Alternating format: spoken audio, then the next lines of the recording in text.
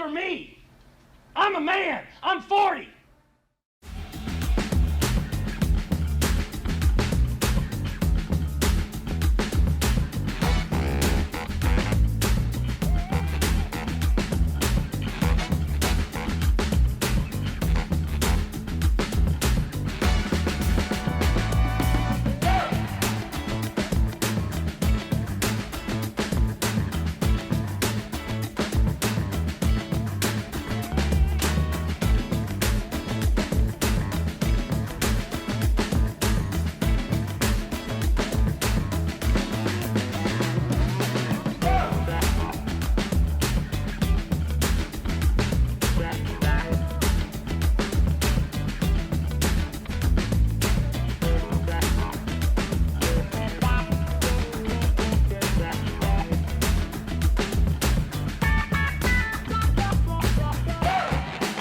Hey, what's up, everybody? I'm Nick DiMartino. I'm joined by Liam, who is back this week. We have a lot to get to, of course, with a lot of NBA playoffs, Knicks, Rangers, everything. But first, we just have to get through all of this. You can follow us. You can follow all the Empty the Bench Network shows on youtube.com/ETB Network. You can find all of the Empty the Bench shows. You can find all of our podcast episodes on youtube.com/ETB Network. You can listen to you can listen to all the Empty the Bench podcasts on etbpodcast.com, and you can listen to Moving the Goalpost wherever you get your podcasts, Spotify, Apple, wherever, and make sure to like and subscribe. And of course, we are presented by the show. Moving the Goalpost is presented by Playback. Watching sports is more fun with others, but we spend too much of our time watching alone. Playback is a virtual space where communities can stream live sports together with everyone perfectly synced up. Creators can hop on stage, deliver their own play-by-play analysis and commentary, and invite viewers up for Q&A. Playback makes watching sports fully interactive and a social experience. From playing fantasy sports, repping your favorite players and teams, and watching with the commentators and communities you care about. Win or lose, sports are best enjoyed together. Join our community by going to playback.tv/ETB Network to find out more, including our live stream schedule. All right, so we have a lot to get to, obviously. There's obviously in the where both of us are Knicks fans, and the Knicks are up 3-2 versus the Pacers. People always talk about how a series doesn't start until a team steals a game on the road, which hasn't happened yet. We have, the good thing is the Knicks have home court game 7 in case this goes 7 games. I've always, look, New York fans have a lot going on right now between the Knicks and the Rangers and all that. I feel worried, not as worried as I did before. I didn't feel very confident going into this series, and I don't know if you did or not. I didn't feel too overconfident going into it because I thought, because of the Knicks' injuries and lack of depth, as I would put it, on their bench, and the Pacers' really fast pace of play, and in a long series, I thought that the Pacers would have an advantage over the Knicks.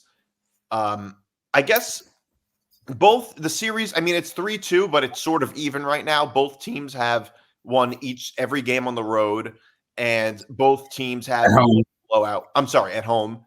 I meant to say neither team has lost a game on the road, won a game on the road. Both teams have one blowout win. And one thing I do want to point out about last night's game, and this is like really a turning point for Knicks fans, or at least Knicks fans that are younger, around our age, because older generations might have a different experience. But one thing is that's worth pointing out is that the Knicks blew out the Pacers largely because they put in better effort than they did.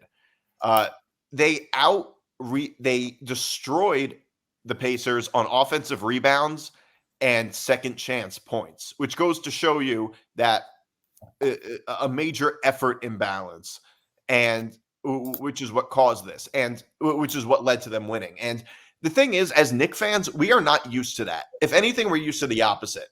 Throughout most of our lives, the Knicks have been the team that puts in less effort. And has lost because we weren't good enough. Or like weren't good enough because maybe we're good enough, but we didn't try hard enough or didn't care because the team quit. And to me, it's like, or because we didn't play defense. The Knicks now have a good defense. It just feels so different from what we're used to. I mean, I'm not saying it should be that way, but it just objectively is for most Knicks fans. Yeah, so this is actually the best season the Knicks have ever had since I've been alive, because they've never won 3 games in the second round, I don't think, since I've really been conscious as a Knicks fan. The best seasons I can remember, they lost to Indiana in 6. They lost to the Heat in 6 last year.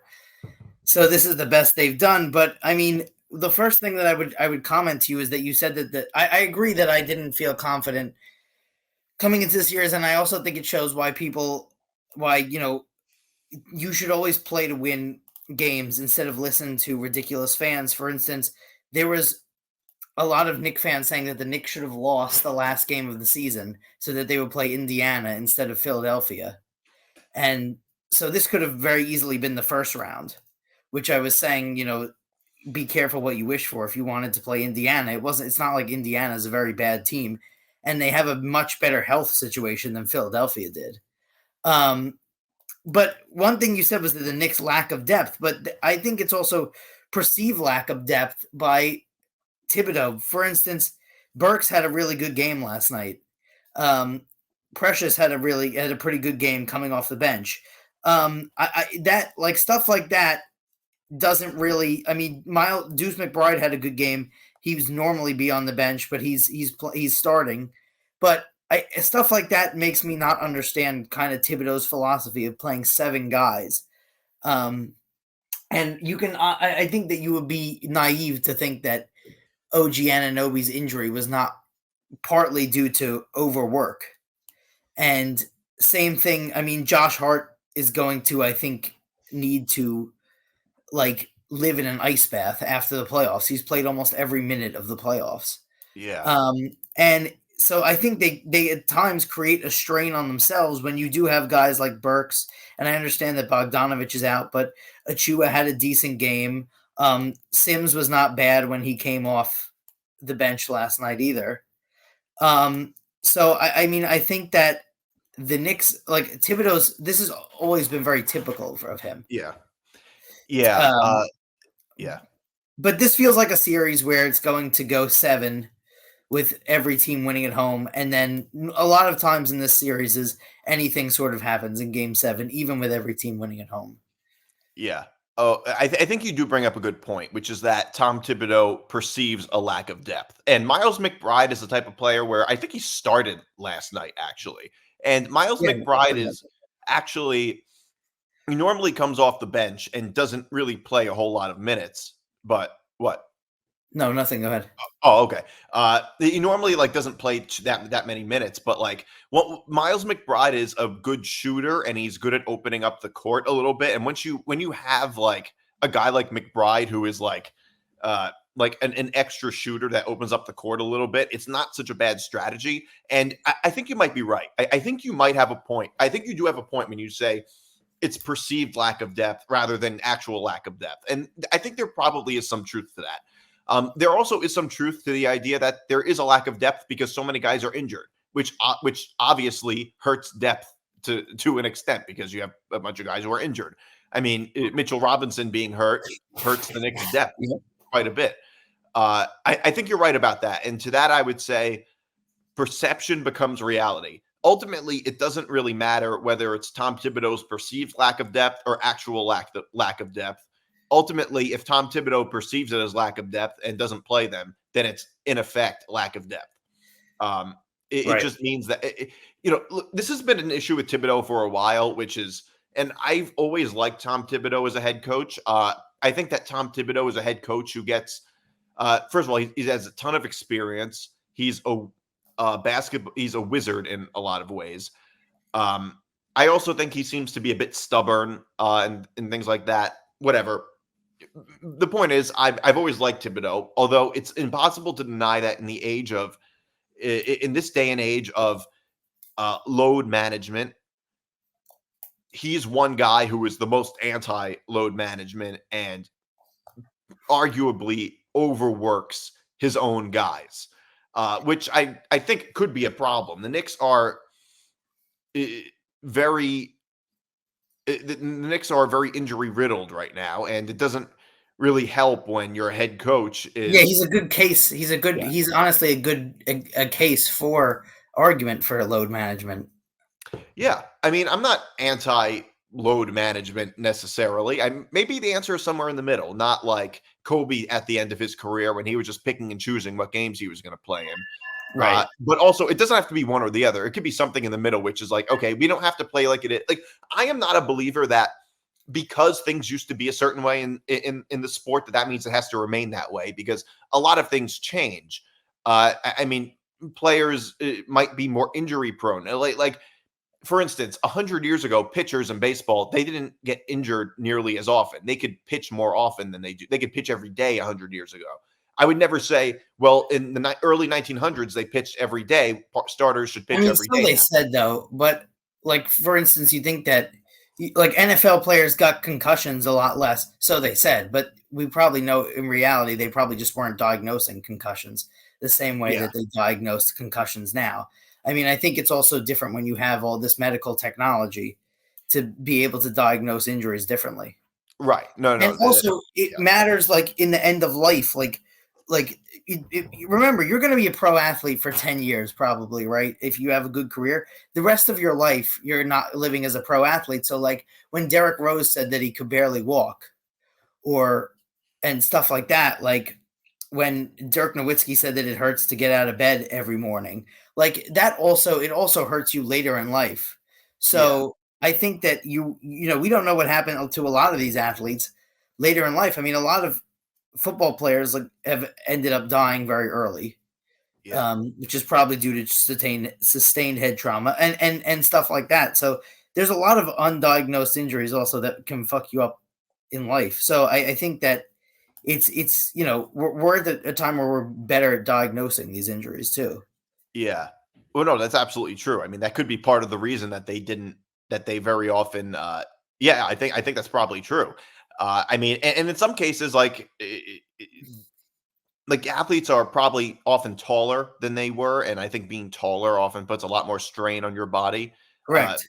And, some often more athletic and bigger. And that often also playing against in a contact sport like football, going against other guys that also fit that description also makes injuries more common. I mean, there's a bunch of complex reasons for it, but I mean, the point that I'm making is obviously that, like, you can't just be like, well, no load management at all. I mean, players should never sit out and be all Tom Thibodeau about it. I think that could be kind of ridiculous.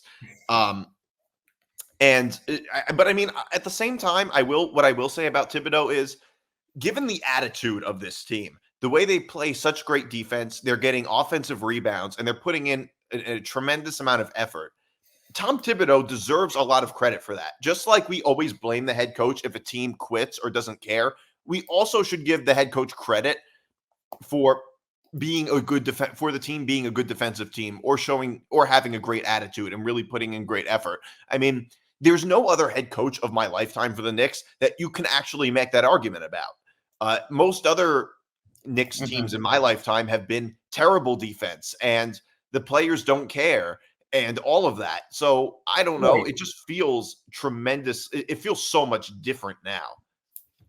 Yeah, they're not a finesse team. They're a very lunch pail team, which I think is very, lines up with the gritty hard workness of New York. And I think that it's one of the reasons why they've been so popular. I mean, Brunson is not a traditional, for as Brunson scoring 44 points. I mean, if Luka Doncic scored 44 points or if Luka Doncic scored 40 points in 4 games, Brunson did, there were, ESPN would ejaculate everywhere. I mean, but he gets not the praise that most of these stars get.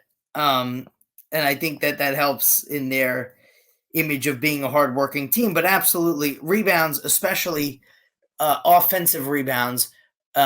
when a team gets offensive rebounds, especially, it's more of a show of effort than, especially on the offensive end, than it is size or anything like that. I mean, the Knicks are not exactly that much bigger than Indiana.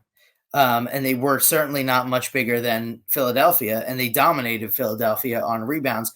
But when you box out and you put in the effort, it's big. And second chance and third chances are the reason that they won the series against Philadelphia. They're the reason that they won, that they're up in this series against Indiana, and that's just their effort that they put in nightly, and it shows because they're one of the only teams in the whole NBA who's putting in an effort every single night.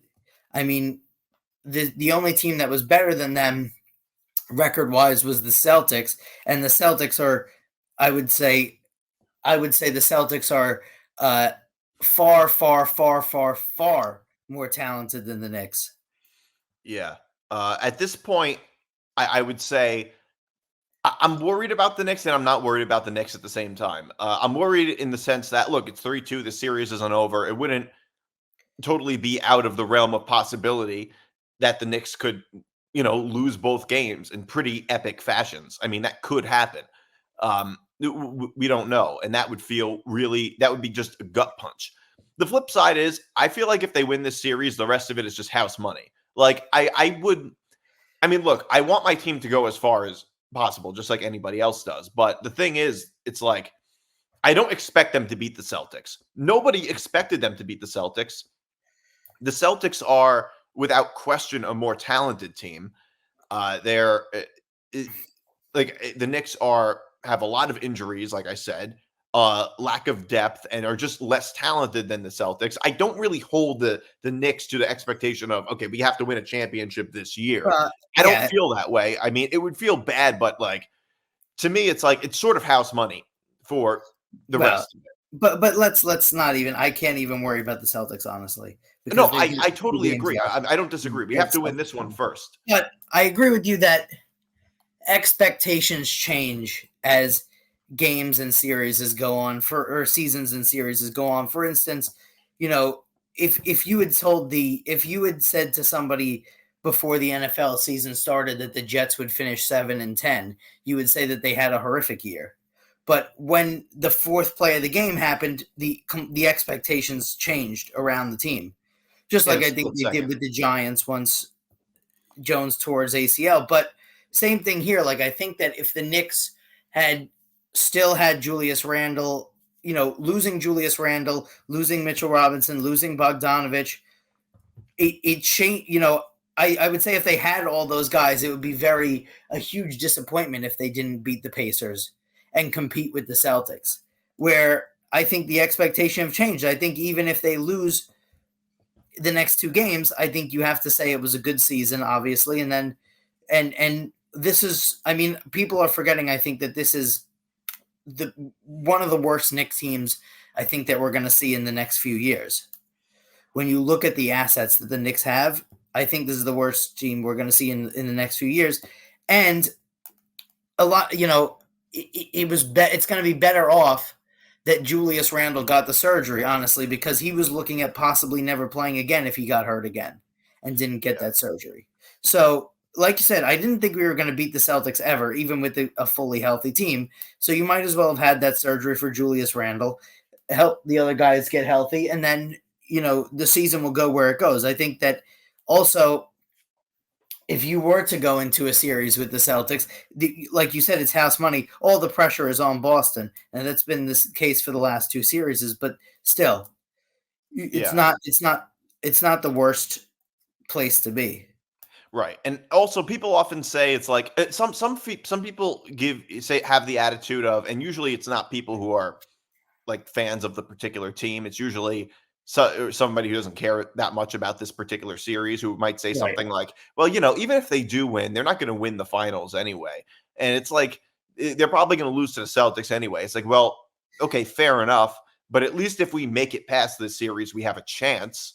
There's a possibility. Right. And also, if I have a choice between losing to the Pacers in the second round when being up 3-2 and losing a game 7 at home, and losing to the Celtics in maybe 5 or 6 games, I'd rather lose to the Celtics in 5 or 6 games and have them prove that they were a much better team than us. I mean, like I'd much rather have that. I think it's better to lose in the Eastern Conference Finals than it is not to make the Eastern Conference Finals when you certainly should have made it. Like to me, it's like when people talk about LeBron losing in the finals. Is it better to not make the finals than to lose in the finals? Like it's the same type of thing. So for me, it's like, no, I still want to make it past this round. I don't have that type of flippant attitude of like, well, we're probably going to lose anyway. I mean, but anybody and almost any team can say that. I mean, it just doesn't make a whole lot of sense. Yeah. Only one team is going to win in the end. So 29 teams don't win, you know? Yeah. So, no, exactly. Yeah. So given that, 29 teams don't win and, you know, everything, it's not, I don't think that very few teams, the truth is, have an attitude of championship or bust. And even with injuries and things like that, those expectations can often change pretty quickly. I think, you know, there's a few contracts coming up. Thibodeau, the Knicks are apparently talking about Thibodeau's contract extensions. He's making like $7 million a year right now based on what he's been able to do with the Knicks, and it largely depends on how he does this series. He's probably going to be able to negotiate his way to a much higher contract. Right. I don't know how much you've been following that. Yeah, I mean, I think it's.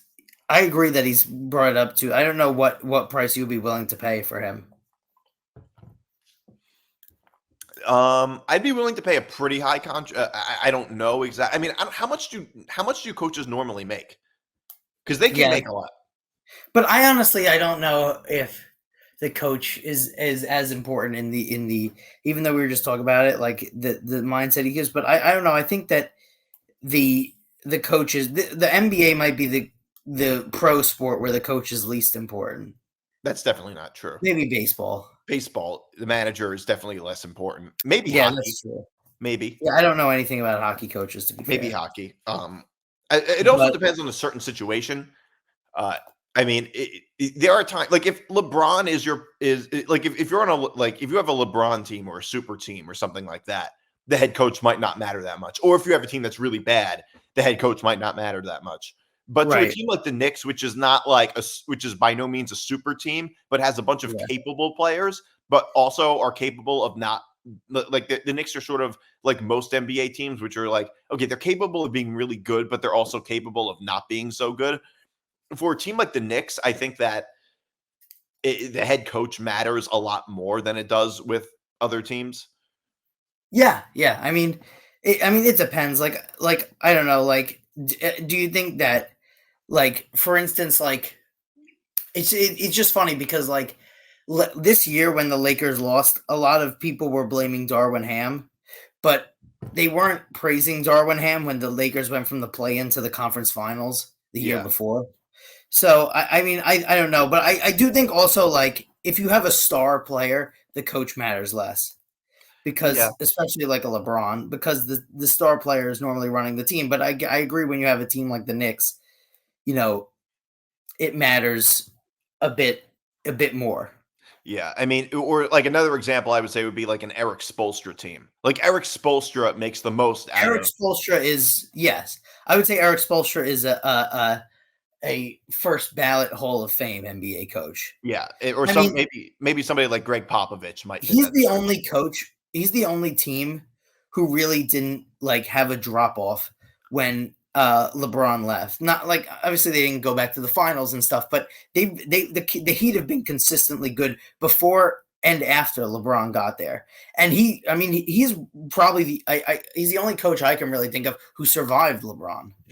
Yeah. And is still there. And I mean, also it has a lot to do, I think, with how Pat Riley runs the Heat and the Heat culture. But yeah, I mean, Eric Spoelstra is I think in a class of his own, because I think that obviously I think Thibodeau is a good coach, but I don't think he's anywhere near somebody who's going to be in the Hall of Fame, where I think that Eric Spoelstra, you would have to say, is a first ballot Hall of Famer. Yeah, and he's also not, I don't know how old he is. He's probably in his 40s, which I'll say this. He's been the coach of I think he's been the coach of the Heat since like 2006 or something, and he's looked the exact same age since 2006. He's 53. He looks great for 53. He looks great for 53, and not to mention 53 for a head coach is also like very young, especially for a head coach that's been around for 18 years or something. Yeah, it feels like he's been around forever. And since 2006, he's 53. That means he was 35. Yeah. Which and like coaching is one of those things. It's like the opposite of playing, where it's like they value youth a lot. I think that coaching is something where experience matters a whole lot, especially when coaching at a really high level. I think that it just seems like having a lot of experience under your belt. Not that you can't be a good head coach when you're young, but like having experience, I think, is a massive advantage when you're a head coach. Oh yeah, of course. I mean, and like again, like that's really young, like 35. I mean, 35 years old to be a head coach. He's 3 years younger than Stetson Bennett was when he graduated Georgia. So like 35 to be a head coach is really insanely young. Even though I will say that you're seeing in the NFL at least, and in the NBA as well, a lot younger coaches coming in. Yeah. Like I said, it's not that I think that you can't be a good head coach if you're young. You can be a good young head coach. I just think that experience is a huge advantage. And I think that NFL coaches often prove that. All throughout. And it's funny like how all the leagues work. Like Sean McVay is a terrific head coach, young head coach, right? But once Sean McVay did really well at the Rams, a lot of places tried to hire the next Sean McVay. And it doesn't, a lot of guys like that are right. It's he's his own person.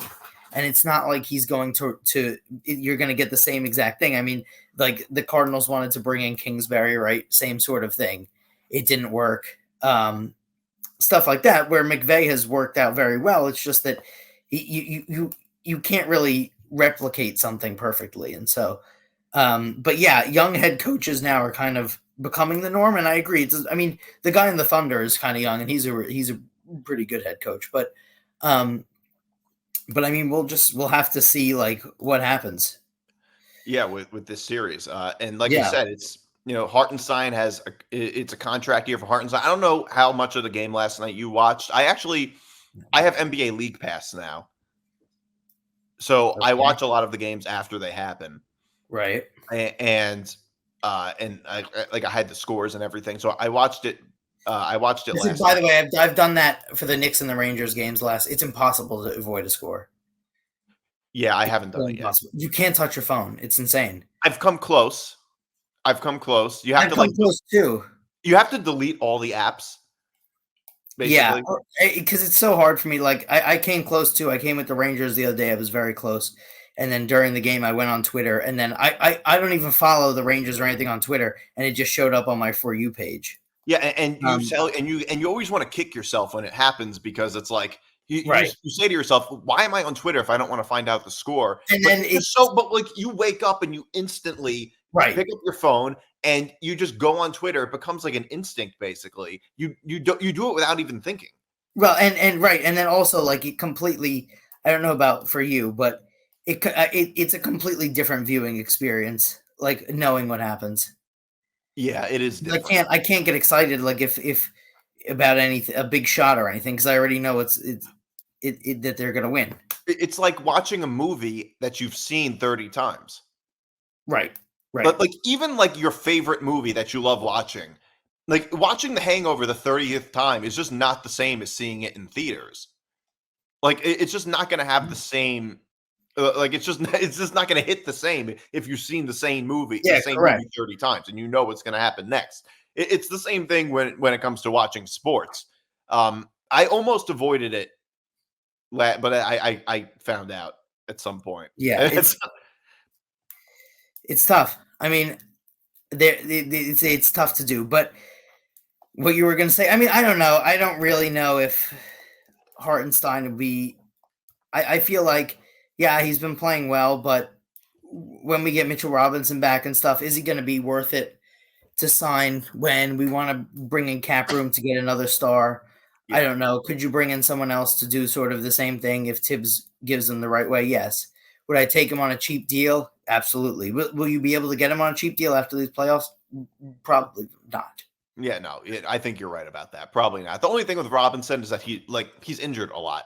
He gets injured pretty Yeah, often. but you don't think that you could get somebody cheaper to do what Hartenstein does You with the probably same could. amount of effort? You probably could. Correct. So I think that in basketball, big men. I think that it's you don't even really need to have true centers in basketball anymore. I mean, you can have like maybe your biggest guy being a traditional power forward and be a championship caliber team. I don't think a guy has to have the exact skill set as Hartenstein or Mitchell Robinson to be a good addition to the team. Exactly. right. And so I agree generally that that's probably true. I think it also sort of depends on what happens this series. I think that he gets paid more money if the Knicks win this series. I think I think also if they win say they were to win the championship, which is still they're not going to win the championship, but it's still a possibility right now. I mean, then it changes everything. Right. I always think that if you win a championship, you always get paid as you should. Right, absolutely. Yeah, I don't know what would happen. I don't know how much of the game you watched. DiVincenzo put up like 35 points the other night. In the game they lost on Friday night. On Friday, I'm sorry. Yeah, on Friday night. He had a terrible game last night. But terrible. Yo, you're right. And he was fighting a lot. Yeah, DiVincenzo was terrible last night. And but I did like the fight from him.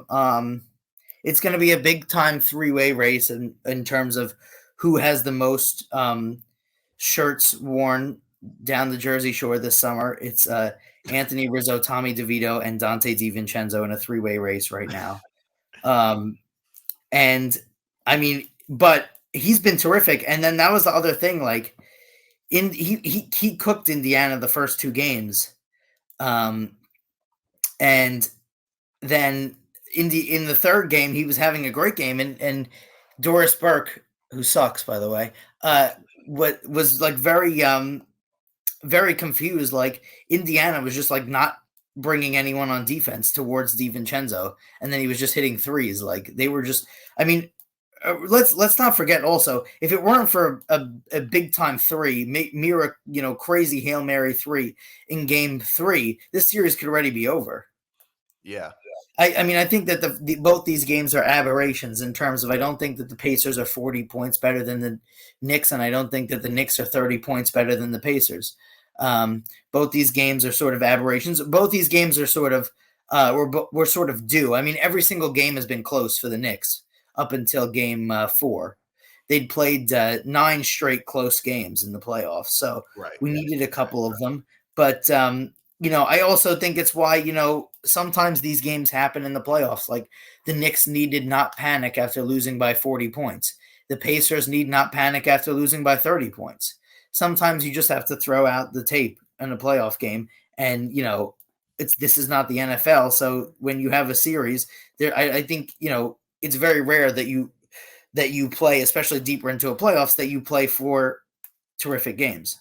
No, you're absolutely right about that, and I agree. Like, there really is no need to panic after something like that, because if you follow basketball, you would know that there's all sorts of blowouts that happen on both sides of playoff games. Yeah, and I mean, I think a perfect example would be like the Timberwolves and Nuggets, which I guess we get into that a little bit. The Timberwolves. So basically what I've noticed about sports, and I've said this last week, is that narratives get built up and then destroyed within a short period of time. For a while, the narrative was nobody's going to be able to beat Denver because they were just this buzzsaw that nobody's going to be able to get past. And then they lose the first 2 games to the Timberwolves, and that narrative is destroyed, and the whole series is over. And then Denver comes back and wins both games last on the week road. on this show, by the way. What's that? You said last week on this show that Denver was cooked. Did I say that? Yeah. I don't remember. I probably did say that. It felt like they. Well, everybody thought that. In my defense, everybody thought. I probably did say that. Did. But it's also the NBA playoffs are like the NFL season, in that, like, the NFL is really 17 seasons within a season, and that the whole narrative changes every week. I feel the same way about the NBA playoffs. Like, for instance, the Knicks are cooked. The Knicks are finished after game 4. Then after 5, the Pacers are finished. Now the Knicks are better. Like the narrative changes game by game in the playoffs. And yeah, I mean, I think what happened was the Timberwolves were, came out. They hit Denver in the mouth. They knocked Denver to the canvas, and they were a better defensive team. They were better defensively than they thought. Anthony Edwards is, I mean, I have to give, I know that they've lost 3 in a row, but we have to give flowers here. Anthony Edwards is unbelievable player. I mean, Anthony Edwards, I think, is in the next couple of years, Anthony Edwards will be the best player in the NBA. I don't think that's an insane thing to say at all. But we forget that, it was forgotten also that, yes, they were up 2-0, but you've got a 3-time MVP on the team. You've got a experienced Denver team, which is versus a very inexperienced Timberwolves team. And I mean, you've got, I think you're never going to be out of the series when you have Jokic. And Jokic is, Colin Cowherd did a good thing about top 10 players in the NBA history who he thinks can just, dominate a game. And if they win the title this year again, I think you have to put Jokic in the conversation. I mean, he's getting triple doubles, 40-point triple doubles, for 12, 13 assists. He's shooting at the same sort of percentage numbers as Steph Curry from 3-point range at his size. I think for a guy that's won 3 MVPs, he's almost underrated, which is unbelievable. Yeah, no, that's absolutely true. Like that's a really good way to put it. And Denver, and I haven't seen this happen very much. There's a lot of, I think it's like I said, I think experience has a lot to do with it. Anthony Edwards is 22, so he doesn't have a whole lot of experience in these types of situations. Correct. And losing 2 games at home, usually it feels like it wasn't unreasonable to think it was over after losing 2 games at home in the way that they did. And I think home court in basketball matters a whole lot. Yeah. I said certainly the way they lost the second game. Yeah. So it's not crazy. It's not exactly crazy to think that the series is going to be over. Anthony Edwards has people are comparing him to Michael Jordan and Kobe. And I really do see that comparison a lot. He is similar to them in a lot of ways, and his style of play and his attitude. He knows he's good. He believes he's the best and can be the best. And, I don't think anybody's saying that he's as good as they were already or anything like that. It's just, Michael Jordan and Kobe also started somewhere. And, everybody starts somewhere. And Michael Jordan did not, at 22 years old, did not have the legacy that he has now. So, I really do see the comparisons between Michael Jordan and Anthony Edwards. Yeah, certainly.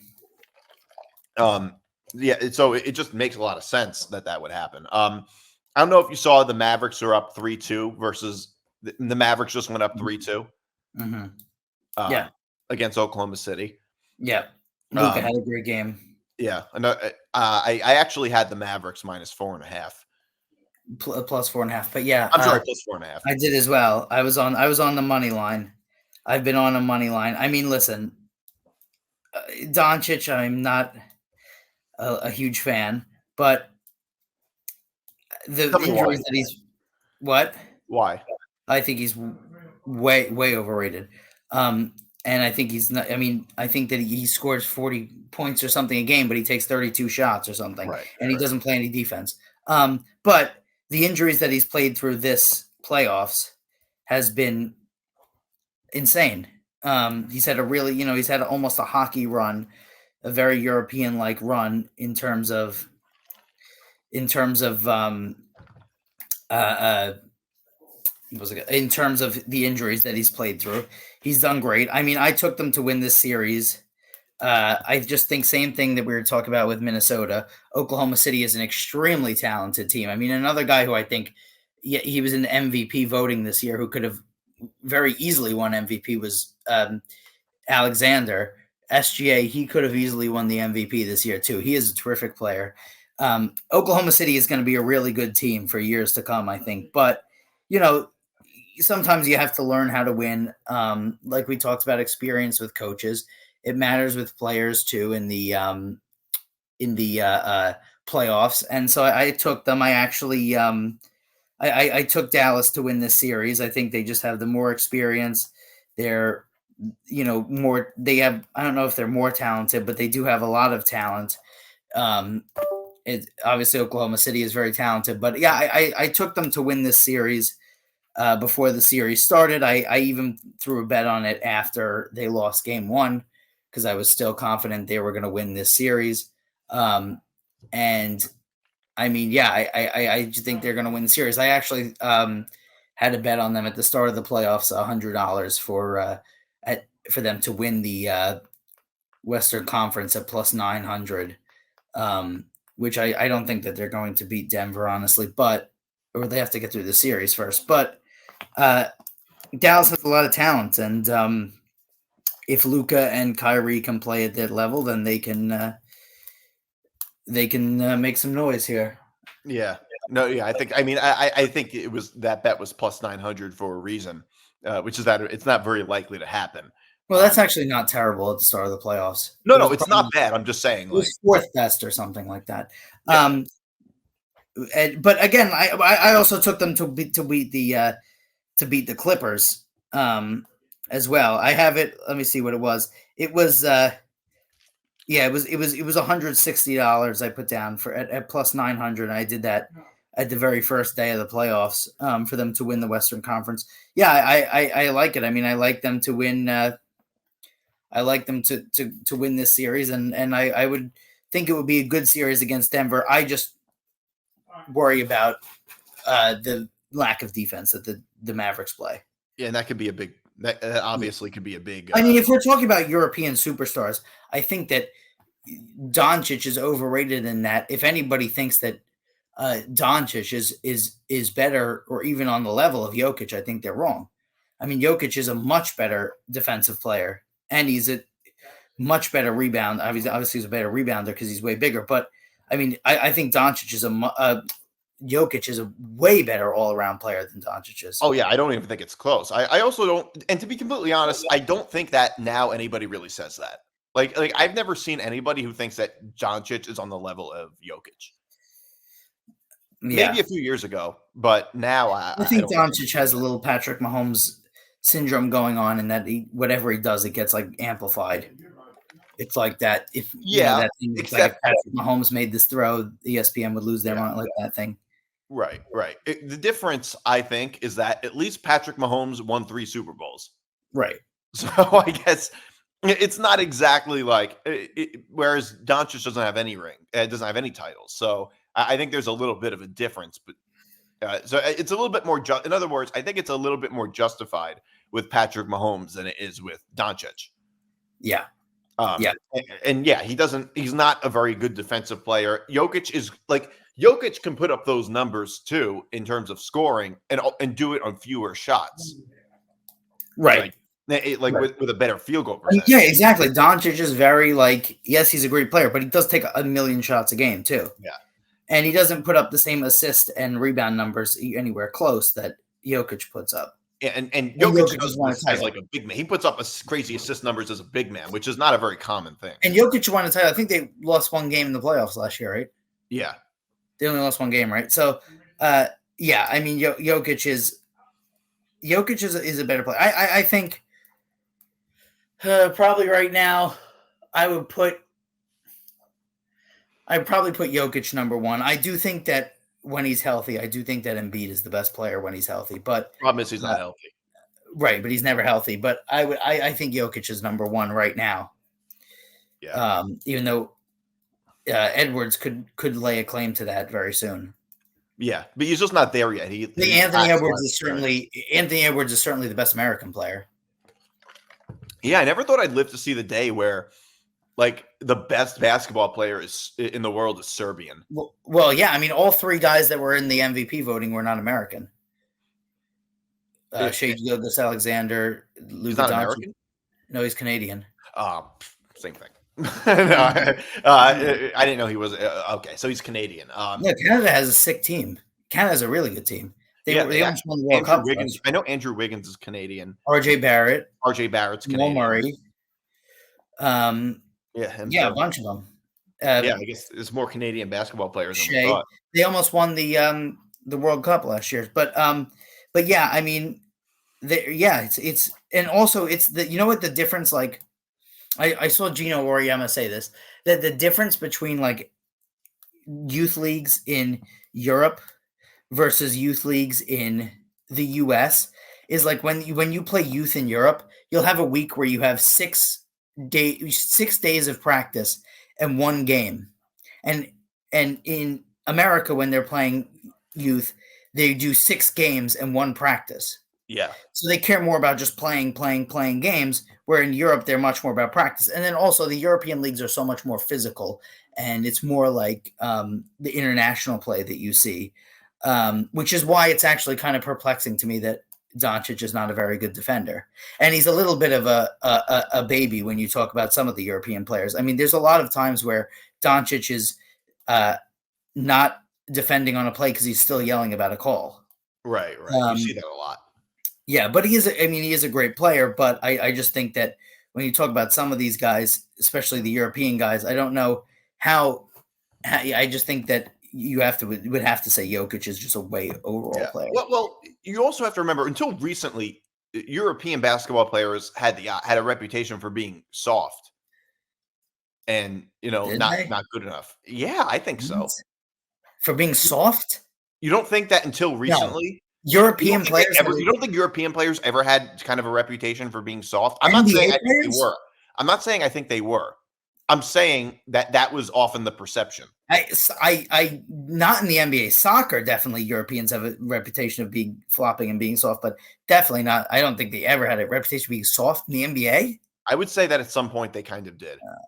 I don't think so. But before European players started dominating, which a lot of them are now, I'm not saying I agree with it. I'm just saying I think that perception existed on some level. Well, I think also the NBA has to be, just tremendously thrilled with the amount of international talent there is too. Yeah. I mean, the amount of growth that the game has done is terrific. Yeah, and it certainly helps the game. Oh, hell yeah. Especially overseas and stuff. Yeah, in Serbia, and I mean it certainly, you have to remember that, like, in some of these Eastern European countries, I think there is a greater level of nationalism than there is here, right? Because America to us is like a whole world. Americans go to vacation in America. Americans barely leave America. It's like Serbia is a war-torn country. It's a small country. There is probably a greater level of national pride in a player like Jokic. I mean, yeah, exactly. I mean, America, I think, and Europe are very similar, though. It's just that America has called itself a country. But just like Europe has several countries, America has 50 states that are sort of the same thing. Because in Europe, like if you travel through Europe, you don't go through borders. Right. Just like you travel through a state. Freely travel. Right. It's just a little bit different. But so, yeah, things are very regionalized in America versus national, like the World Cup and the European Championships of soccer and stuff like that. But the NBA has certainly done the best job of any sport. Baseball, whatever. But the NBA has done the best job of any sport of engaging other countries. They've done a good job, but a lot of it is also luck. Like it's not the NBA. A lot of it is also luck that many of their stars are European now. Well, but also a lot of it though has to do with if you're you're like really poor or whatever, and you see baseball and you want to play baseball. In order to play baseball, you need a bat, a glove, a few other guys, maybe up to 18 other guys. To play basketball, you really only need a ball and something to throw it in, which is also why soccer is the biggest sport in the world, because it's really easy to pick up. You just need a ball. That's it.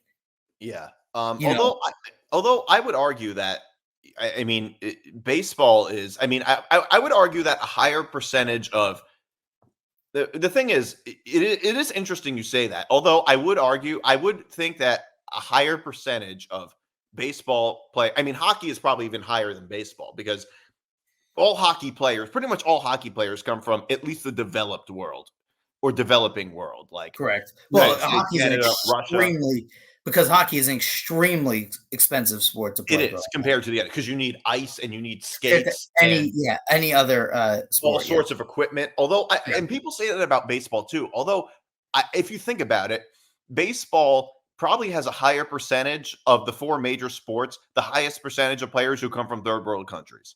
Right. But I'll tell you what the difference is, though, is that the NBA is very good. I mean, very good at marketing stars. The NBA is almost a league where the stars matter more than the teams.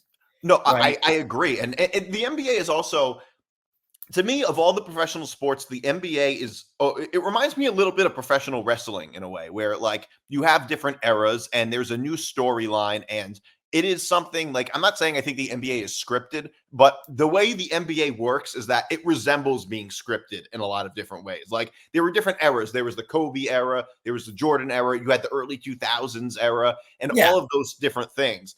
Which just seems to be how it is in the NBA. I think that's partly true, which is that the NBA is good at marketing it. It seems very common on social media that people bash the NBA and how it's run and all that. But like, I don't think there's any truth to that, really. But also there's a I think the dumbest thing is like when they're like, well, the NFL killed the NBA in ratings. So the NFL, but the NBA is making an insane amount of money.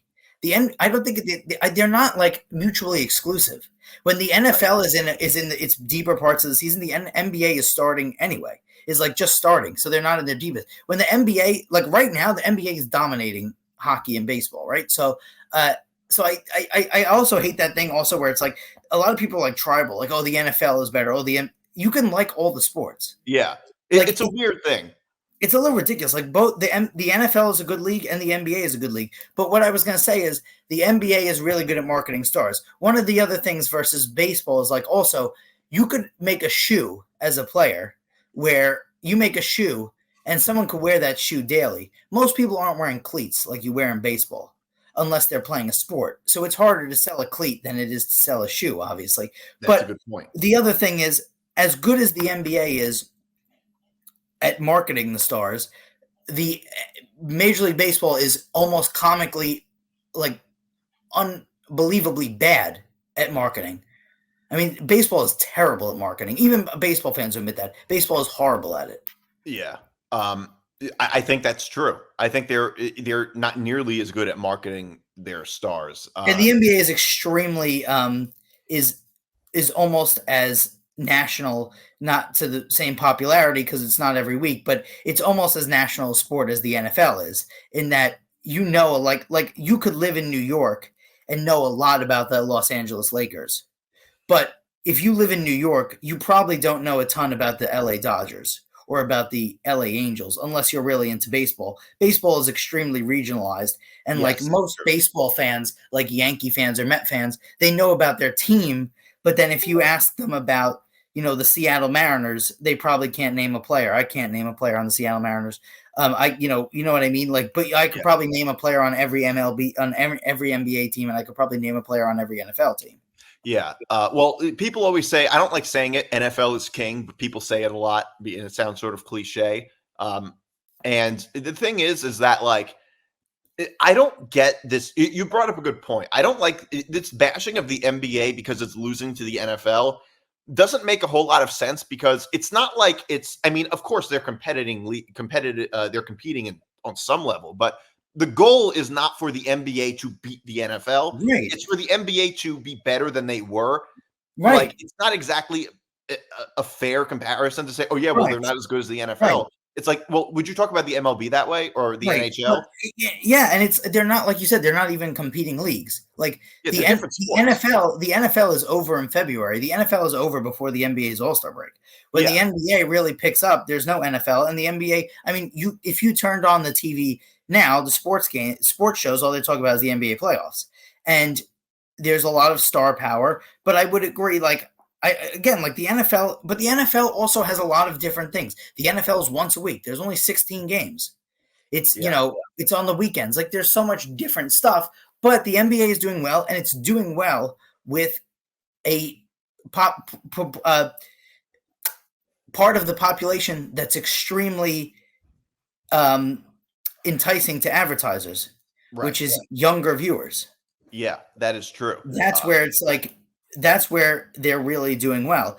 And also, like, I think the NBA is also consumed in a different way than a lot of other sports, where I feel like a lot of the NBA is consumed on social media, on live streams and stuff like that. Because, I mean, it being on TNT and stuff doesn't exactly help it.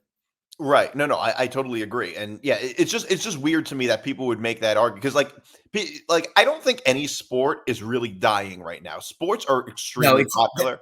Dominant. Live sports are dominant over television right now. Like dominant. Yeah, so it's weird. Like people always talk about the sports bubble and how the popularity of sports would fade, but it just objectively speaking never did. And sports are like a billion times more popular than they were as recently as like 40, 50 years ago. Right. And the reason part of it is just the world of social media and the fact that more people have TVs and things like that. It's part of it is access. People probably don't work as much as they used to, so they have more time to watch TV. I don't know. I mean, I don't know about that part, but one of the reasons also is, like we were talking about, how hard it is to avoid a score.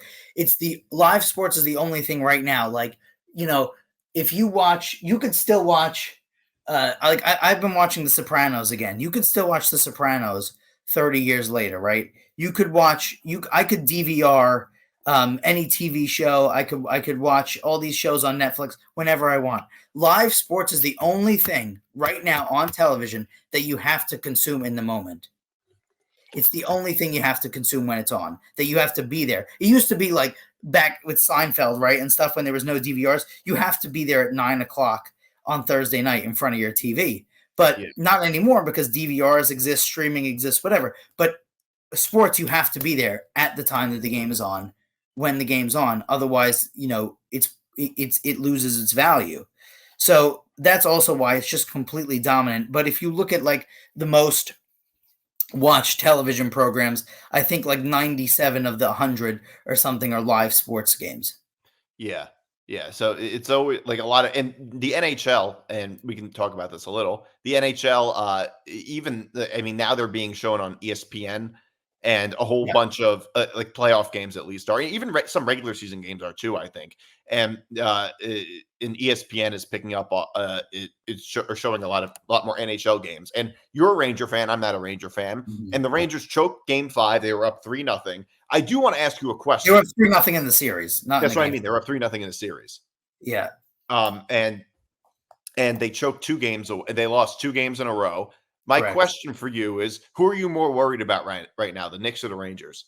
The Rangers by far. 2 reasons. One, the Rangers have way more expectation than the Knicks. And if I was expecting one of them to win, I would expect the Rangers.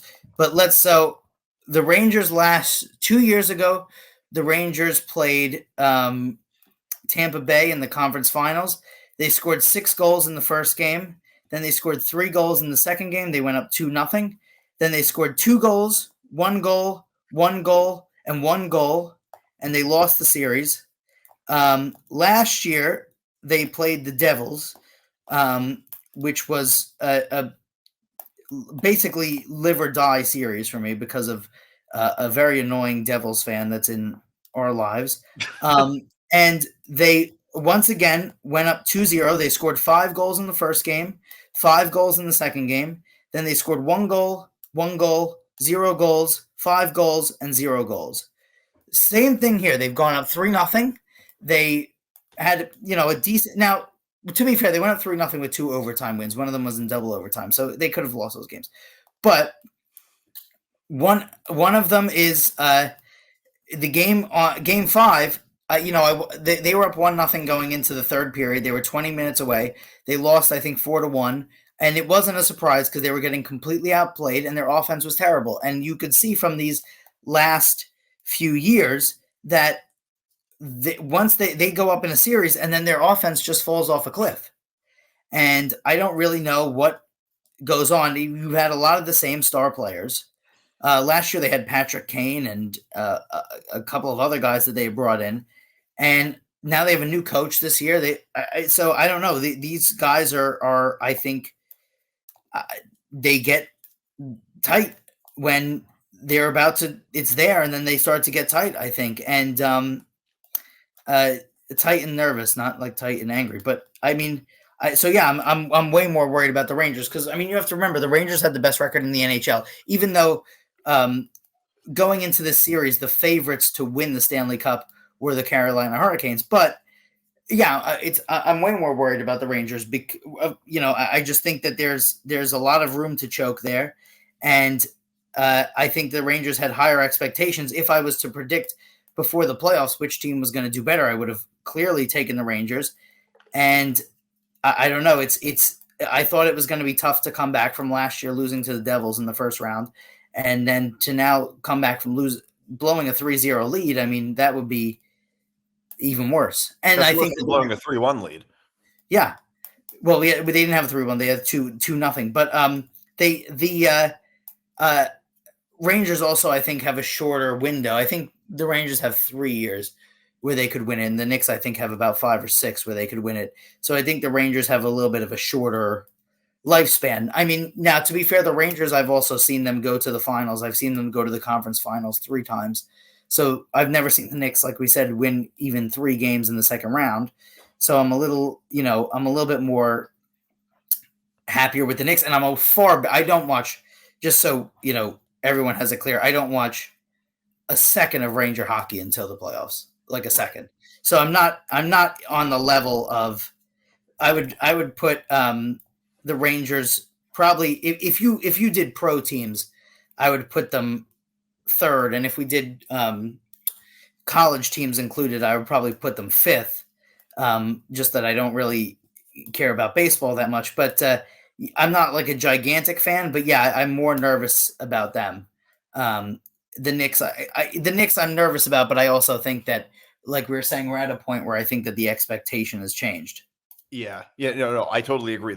I think Ranger fans got a lot cockier than Knick fans did, although Knick fans got a little cocky too, but I think Ranger fans were much cockier than Knick fans were throughout the season. I mean, Ranger fans kind of suck too, but yeah. it's a tough. Ranger fans are like Giants, and I mean, I'm a Giant fan, but Ranger fans are Yankee fans. Most of them. So, like, yeah, our fan base kind of whatever. I mean, like the thing that annoys me about the Rangers and the Giants, the thing that the Yankees are up there, but the Yankees have a lot more championships, is that these fan bases, I think that the team is like much more of a storied and stuff franchise than they are. And like that there's some like powerhouse, whatever, when the fact of the matter is, of the 3 teams in the last 100 years, of the 3 teams in the area, the Rangers have the 3rd amount of Stanley Cups, and the Devils have more Stanley Cups than them, and they didn't even start till 1982. Yeah. No. I think that's true. I mean, I guess you might be able to argue. Some people might say that about Knick fans too. I think Knick fans are way more or less, because I think Knick fans know that they've been a joke. Where I mean yes, the Giants have had good years, and I would trade the horrible years that we've had. I would take them in a millisecond, because of the Super Bowls that we've won. I'd rather have won the Super Bowls, than to have good years. But I mean, like the fact that Giant fans don't think that the franchise is a joke right now is just beyond me. Yeah.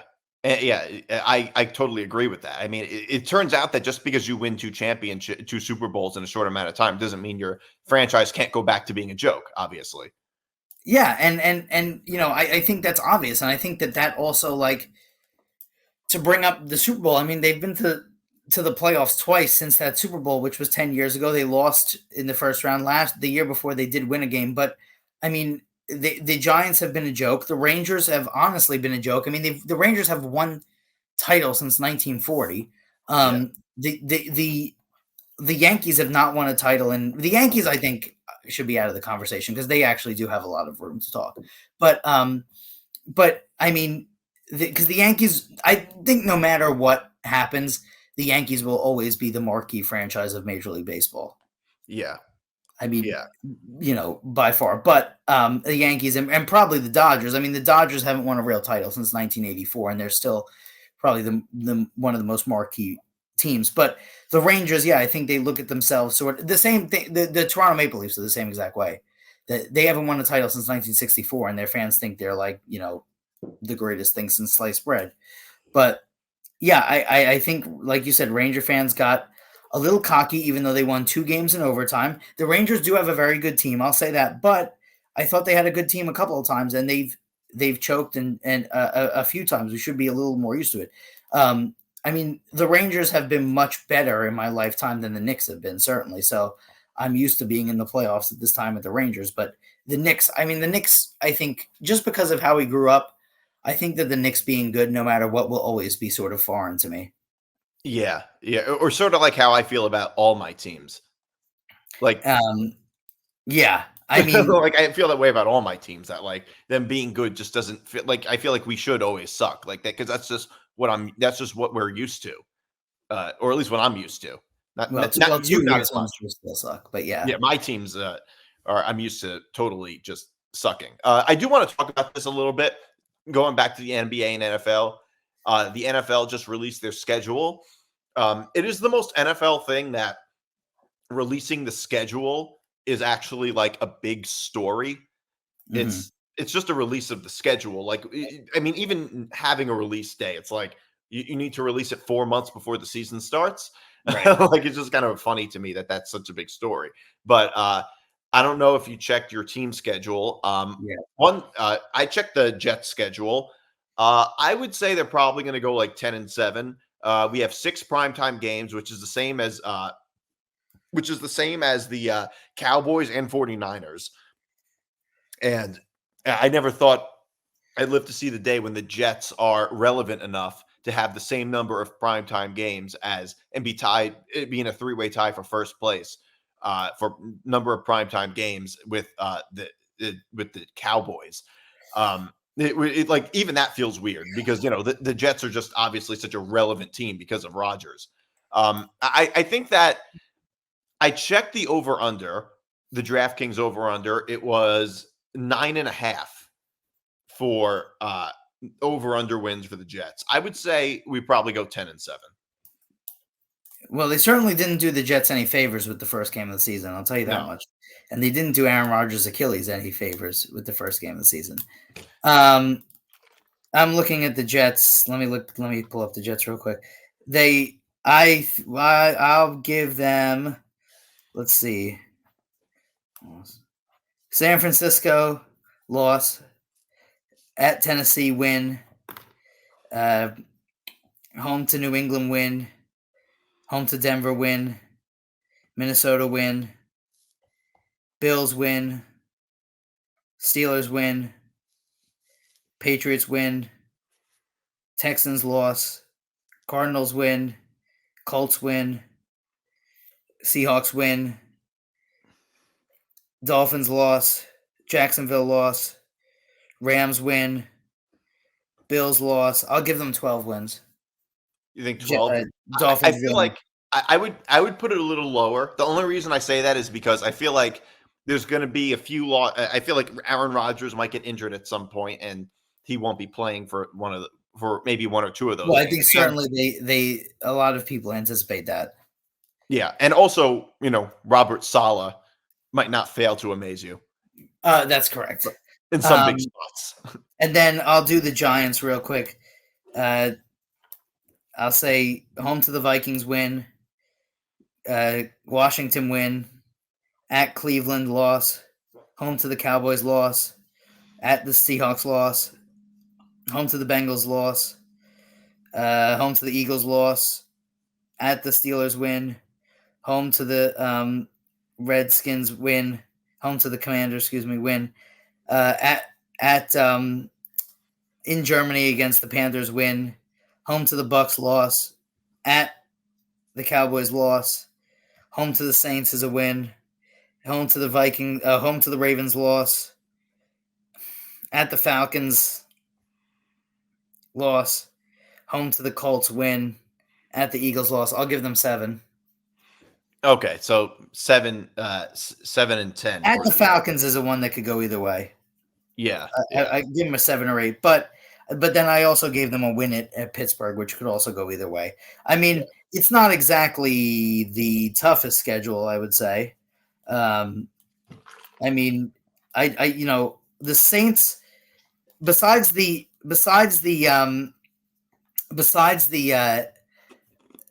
Ravens game, Saints, Falcons, and Colts being your 3 of your last 5 is not terrible. yeah. Certainly 3 games they could win, and then at Eagles, who knows? I mean, Washington, I think they're better than Cleveland. They're not better than Cowboys. I think would take the Eagles to win the division this year. It's going to be a much weaker division than it has been, though, I think, in the past. Yeah, that's probably true. I think the Cowboys are weaker, and I think the Eagles are weaker. Yeah, they're both weaker than they were. But the Cowboys are certainly weaker. The Cowboys did nothing in the offseason. Well, I guess we could say the same thing about the Bills. And I said the Jets are going to beat the Bills. The Jets always find a way to beat the Bills. I would take Giants. I would put them 3rd in the division as per usual.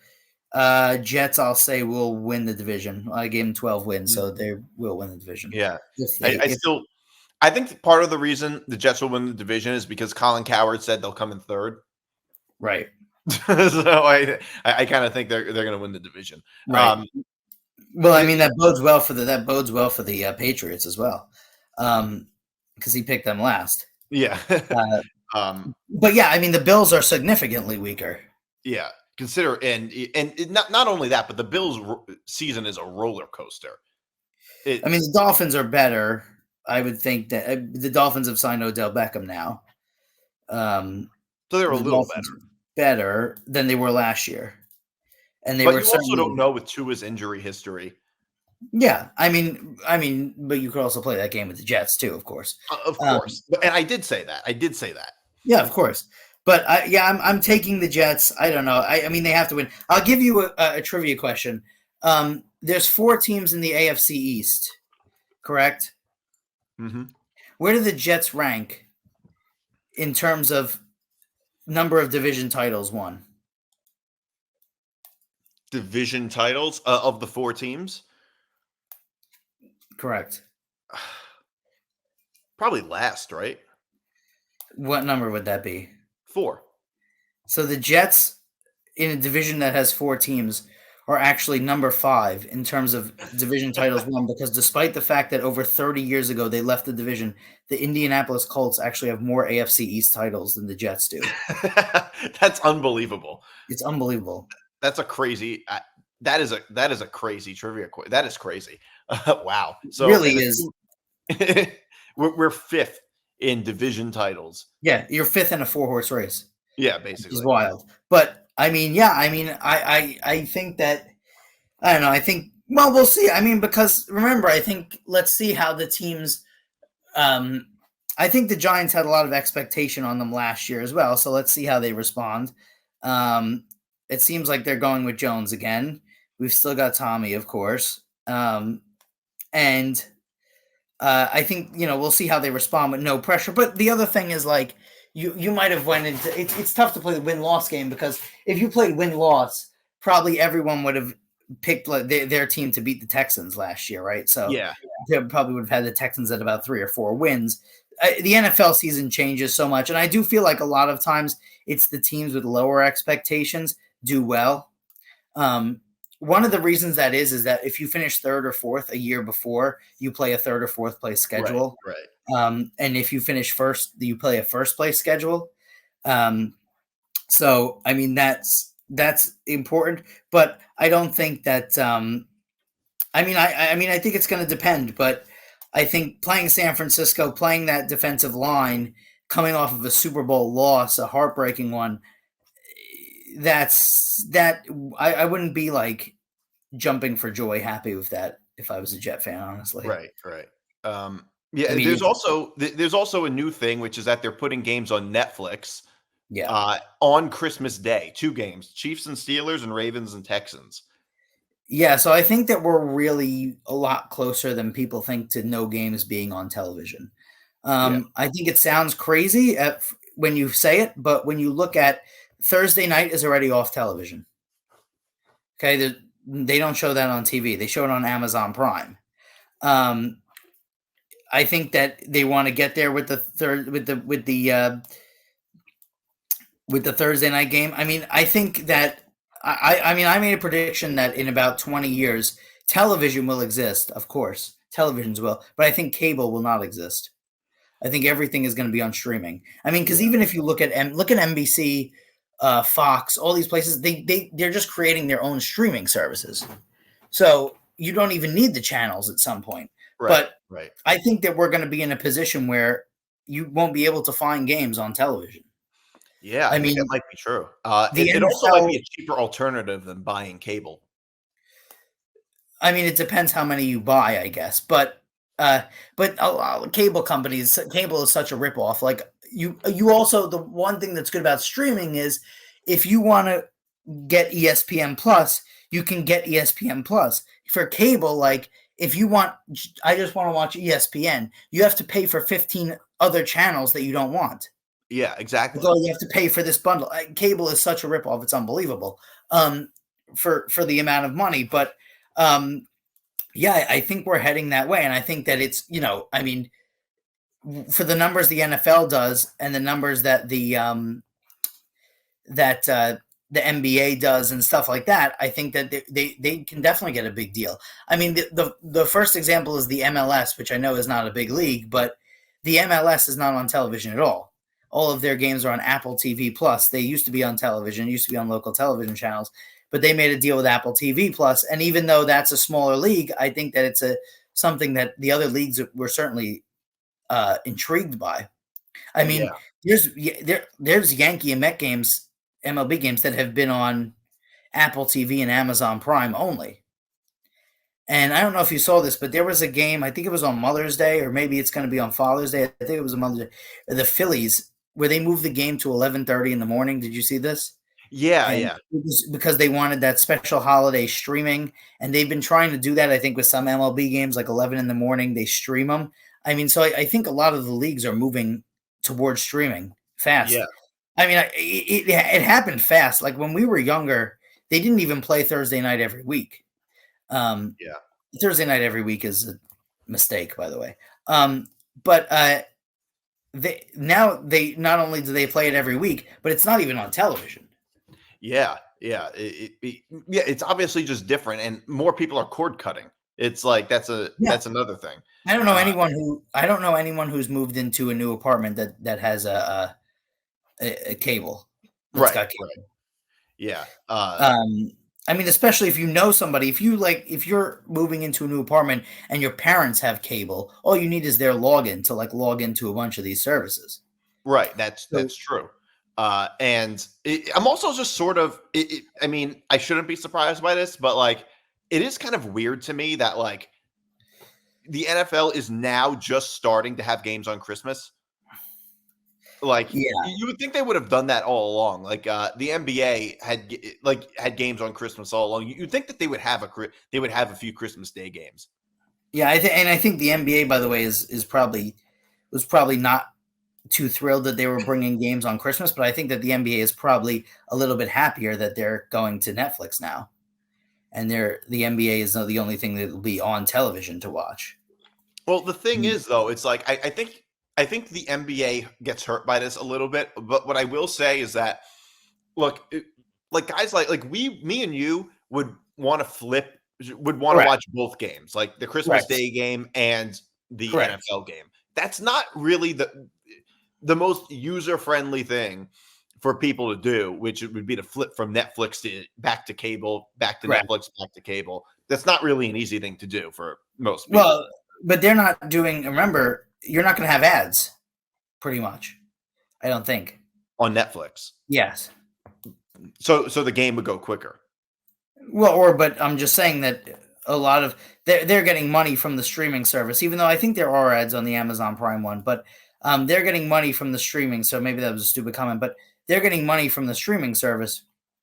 That's where they get their money from. But the networks that pay a lot of money for, and then Netflix makes money because they have subscribers, but the networks that pay a lot of money for sports games, they're getting money from advertisers. Right. So that's how they're making their money. But I mean, you have to say, like, I think that I thought, I think it sounds crazy when you say it, there's not going to be games on TV, but when you look at what's happening, I mean, I think that that's becoming, that's going to become the norm. Yeah. And by the way, I'm fine with that. Some people are outraged at this. I don't know. I think it's kind of smart from the NFL's part. I mean, I don't know. How many people do you know who don't have Netflix? Like how?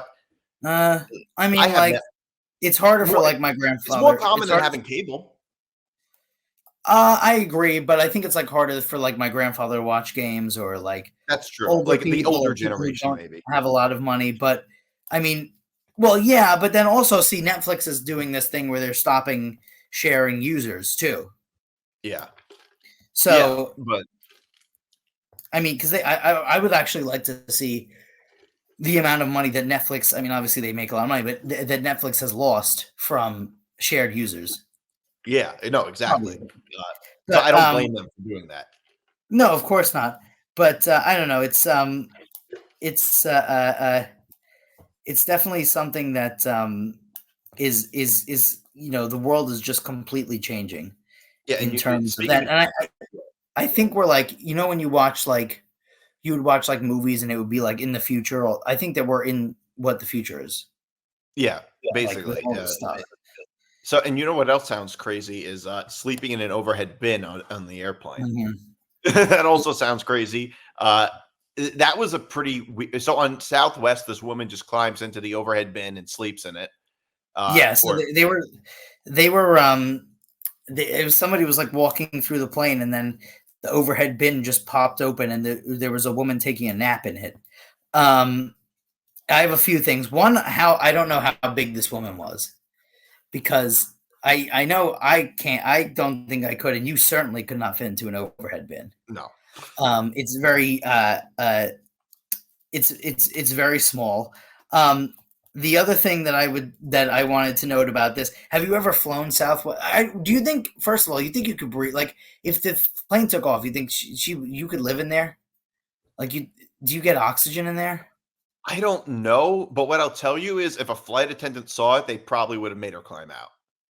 Well, there was a flight attendant walking by in the video, so I don't know what this situation was. Well, the plane was still landed. It was still on the ground, right? It was still on the ground. Yeah, I assume they made her get out. I can't imagine they didn't.